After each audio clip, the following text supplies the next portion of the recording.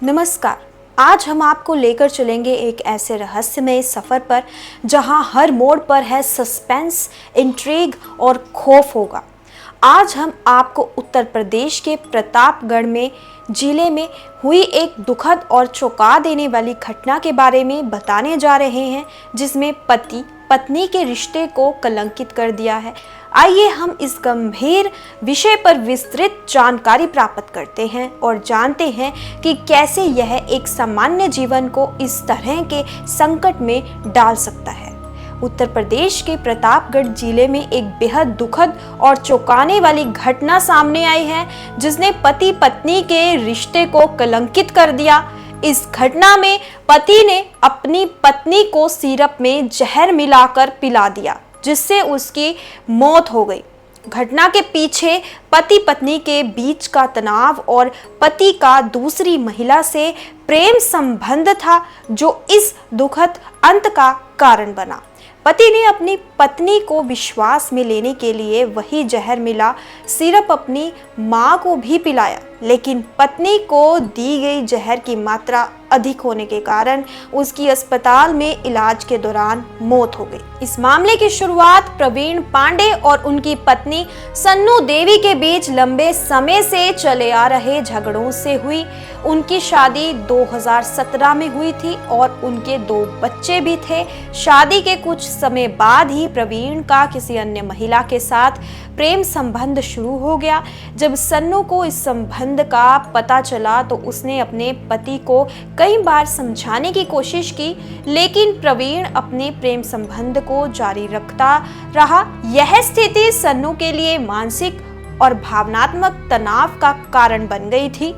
सन्नू के भाई नीरज मिश्रा ने पुलिस को बताया कि प्रवीण ने पहले भी सन्नू को मारने की योजना बनाई थी। उसने एक बार बाथरूम के पास एक तार छोड़ दिया जिसमें करंट था, जिससे सन्नू की जान को खतरा हो सकता था। हालांकि उस वक्त किसी तरह से सन्नू की जान बच गई थी। इस घटना के बाद सन्नू ने अपने पति से कई सवाल किए, लेकिन प्रवीण ने उन सवालों को नज़रअंदाज कर दिया। अंततः प्रवीण ने इस बार जहर मिलाकर अपनी पत्नी की जान लेने की योजना अपनाई। इस मामले में सबसे हैरान करने वाली बात यह थी कि जिस महिला से प्रवीण का प्रेम संबंध था, उसी से उसने राखी भी बंधवाई थी। प्रवीण एक कुरियर का काम करता था और इससे पहले कुंडा में एक मुस्कान नाम की लड़की को ट्यूशन पढ़ाता था। उसी दौरान उनके बीच प्रेम संबंध शुरू हो गया और दोनों लिव इन रिलेशनशिप में रहने लगे। सन्नू को पति के इस धोखे का पता चलने पर उसकी पीड़ा और बढ़ गई, जिससे उसकी जिंदगी में और तनाव आ गया। घटना के बाद पुलिस ने जब प्रवीण के घर की तलाशी ली तो वहां से कीटनाशक दवाई की एक शीशी बरामद हुई, जिससे प्रवीण ने सिरप में मिलाकर सन्नू को पिलाया था। SHO हथीगमा नंदलाल ने बताया कि इस मामले में पुलिस ने हत्या की धाराओं के तहत प्रवीण के खिलाफ मामला दर्ज कर लिया है। पुलिस अब इस बात की जांच कर रही है कि क्या प्रवीण ने इस हत्या की योजना पहले से बना रखी थी और क्या इसमें किसी और का भी हाथ था।